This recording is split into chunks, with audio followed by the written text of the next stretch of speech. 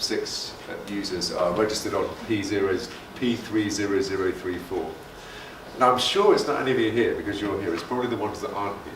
But if you do have any friends, can you make sure that you tell them to ensure that the modules for the course are registered on their course, on their PIP, by Friday? Because if it goes past Friday, it gets quite complicated to add modules. If you don't register on the module, we can't give you a mark.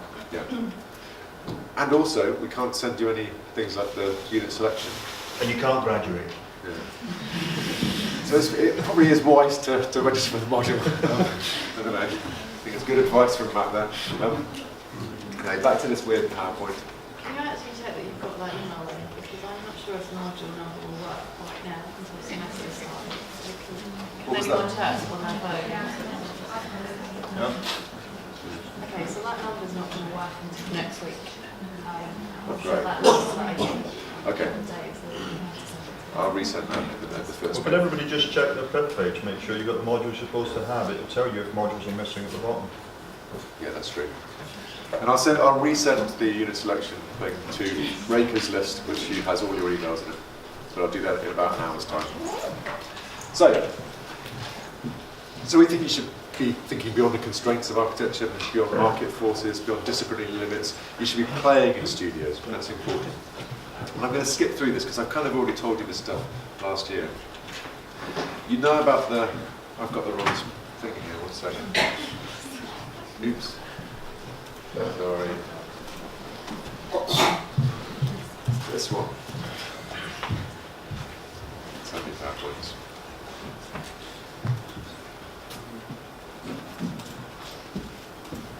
Welcome. Unit selection process. This is more like it. Okay. Make notes today when the studios present to you.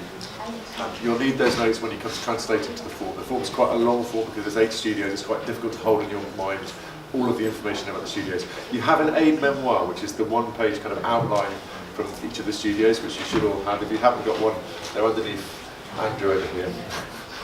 They're not really. Fill in the online form. Now, if you'd like, you can write down this address. It is the correct address for the online form. So if you're worried about not getting an email, write down that short link there. I'll give you about 30 seconds to do that. It is case sensitive, so it's lowercase, lowercase, lowercase, uppercase, uppercase, uppercase. And I like the fact it was DHS.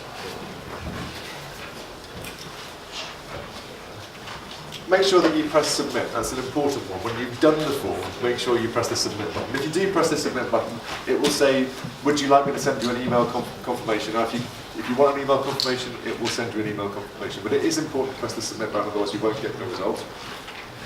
And then you'll wait the result of your studio selection via an email. We'll send you all out at the agreed time, which I think is Thursday evening, what studio you're in. What I need to achieve, though, from this is 8 design studios with 13 to 14 students per studio, with a fairness of distribution and an ability spread. This is quite a complex thing when you really think about it. I'd like to have students placed in studios that they've highly ranked. I'd like a good distribution of gender. I'd like distribution of specialism skills, and I'd like you all to be happy.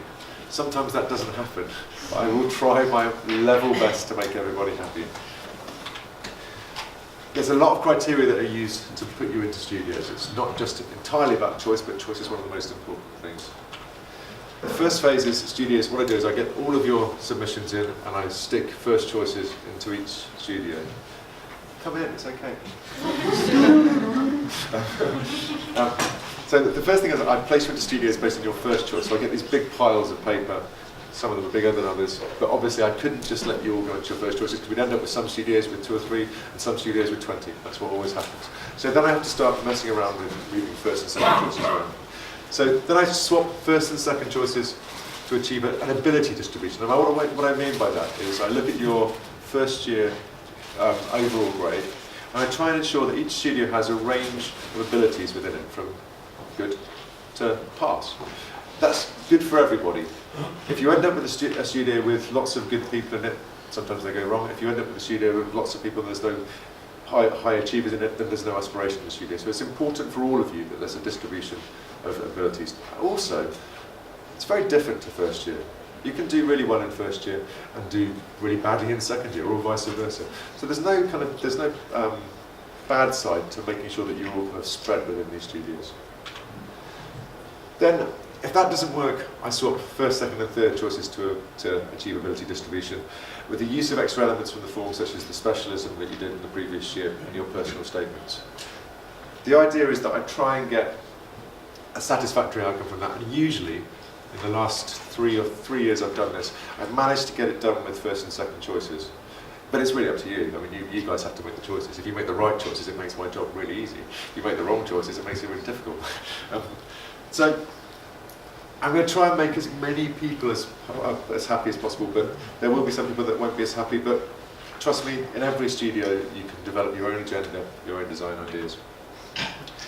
There are guaranteed ways to get your low choices. If you don't fill the form correctly, if you don't give me reasons that you're selecting, or if you're ranking something highly or lowly on the form, if you don't fill out a form, if you don't do it, I'll just stick you in a studio. There's some certainties in this. You'll be able to develop your own methodologies and brief in any of the studios within their agenda. Every studio has a record of producing excellent postgrad work. You will teach your tutors as much as they teach you. Your tutors will be allowed to access this process. So at every point of my selection process, it's transparent to all of the tutors. And so they're all keeping an eye on me, so I don't prompt specific people into studios. I do it fairly. In fact, when I do this, I do it without seeing your names. I do it all on student numbers and genders. So it is a particularly fair process. It has to be in before 10 AM tomorrow. That's important. And when I say in, you have to have clicked a few buttons on your computer before 10 AM tomorrow. And I will get the results to you by 9 PM on Thursday, 22nd of September. I'm 99% sure of that. Sometimes it's more complicated and it might take a bit longer, but that's my intention, is to get them to you by the 22nd of September. Hopefully you'll all choose in a way that makes everybody happy, because it is really your fault. If you all choose equal numbers of studios as your first choice, that means I can just do it in one go. It's brilliant. Okay, so the studio presentations are next. There's a couple of things I want to tell you before that happens, though. The most important change that we've made to the programme this year is the viva at the end. In previous years, you submitted a portfolio, and we took it off you, and we marked it, and we cross-marked it, and we moderated it. This year, we're moving towards a system of vivas where you will be asked to present your portfolio for about 10 minutes at the end of the year. There'll be a couple of dry runs of this that go on throughout the year. I'm not going to present to you the entire schedule of the year this year, because that's kind of down to the studios, but there are some key events. There are 2 cross-crits, cross tutorials that happen in the middle of each semester, which I'll tell you about via email. One of those will be used as a dry run for the vivas, which will be the second one. The viva basically means you'll stand up, present your work for 10 minutes in front of about 5 members of staff. They'll then ask you questions about the work, and then you'll go out the room. They'll see your full portfolio, which you have to submit at the normal time, which is the 12th of May this year. And then a discussion will take place, and that your work will be marked. So all be aware of that this year, more than any other year, you have to develop the way that you present your work verbally to, I think, a more advanced level than we have done in the past. I think that helps in a number of ways. It helps when you go into practice, because you'll be able to describe your work better. When you go to the external examiners, you'll be able to describe your work better. And for you as well, I think it's important that we develop this in the school as a way of explaining architectural ideas and work. I think that's all I need to say at the moment, isn't it, Charles? Can you think of anything else that I've missed? No, I can't think of anything else you've missed. Yeah. I think those are the main things. Good. All right, so if we'll transition to the studio presentations, which will start in about 5 minutes. Jaya and Andrew are first, so come up here, we'll set your presentation up.